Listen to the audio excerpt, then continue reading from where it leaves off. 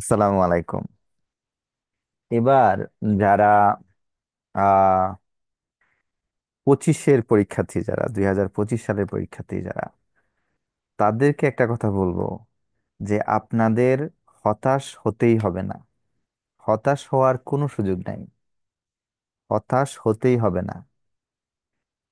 এমনিতেই তো হতাশ হওয়া যায় না, কিন্তু আপনাদের হতাশ হওয়ার কোনো কারণ নাই। কারণ হচ্ছে পর্যাপ্ত সময় এখনো বাকি আছে। যারা মন মতো সব চ্যাপ্টার শেষ করতে পারছেন না এখনো, তারা শেষ করে ফেলবেন। শেষ করতে গিয়ে আপনারা এক কাজ করতে পারেন। এটা হচ্ছে মানে অনলাইনে অনেকের কোর্স আছে, সেখান থেকে আপনারা নিতে পারেন। তবে একটা সতর্কতা এখানে আছে। অনলাইন থেকে যখন আপনারা ভিডিও দেখবেন, ভিডিও দেখে অবশ্যই আপনার মেন বইয়ের সাথে সবকিছু লিংক করবেন।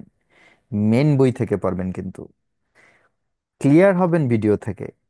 কিন্তু মেন বই, আবার যদি কোনো একটা জিনিস এক্সট্রা ভিডিও থেকে নিয়ে নেন, তো সেইটা নোট রেখে দিবেন বইয়ের মধ্যে।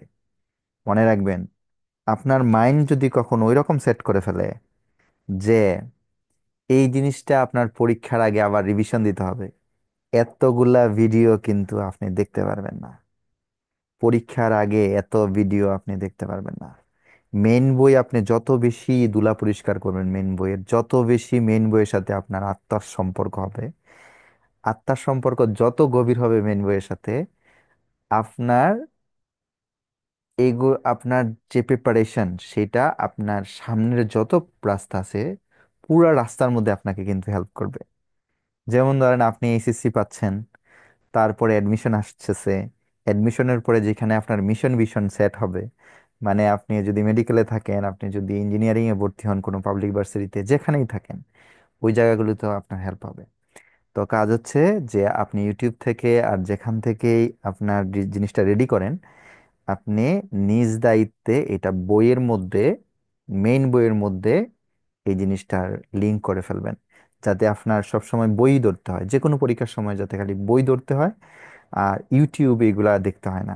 এগুলাতে গেলে আপনার অনেক বিপদ হবে। দেখবেন একটা জিনিস আপনি ক্লিয়ার হয়েছেন, ভিডিও একটা 1.5 ঘন্টার, তো কোন জায়গার মধ্যে জিনিসটা ছিল এটা খুঁজে পাচ্ছেন না। তো এরকম অবস্থা হইব।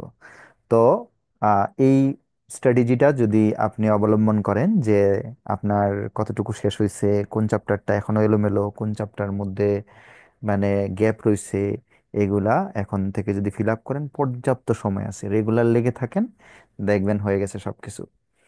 কিন্তু ওই টাচ এন্ড পাস টাইপের কিছু নাই। নিজে দায়িত্ব নিতে হবে। নিজে দায়িত্ব নিতে হবে, ঠিক আছে? তো অনেক বেশি ভালো থাকবেন। আর কিন্তু হতাশ হবেন না। শেষ কথা, হতাশার কিন্তু আলাদা কোনো মার্ক নাই। আপনি যত বেশি হতাশার উপরে হোমওয়ার্ক করবেন, যত বেশি হোমওয়ার্ক করবেন, তত বেশি আপনি হতাশাটা স্কিল হবে। আপনার হতাশা আপনাকে তত বেশি গায়েল করে ফেলবে। ঠিক আছে? তাইলে হতাশ হওয়া যাবে না। হতাশার আলাদা কোনো মার্ক নাই। Simple sentence, but depth meaning. ঠিক আছে? Thank you. অনেক পণ্ডিতই করলাম। ভালো থাকবেন সবাই।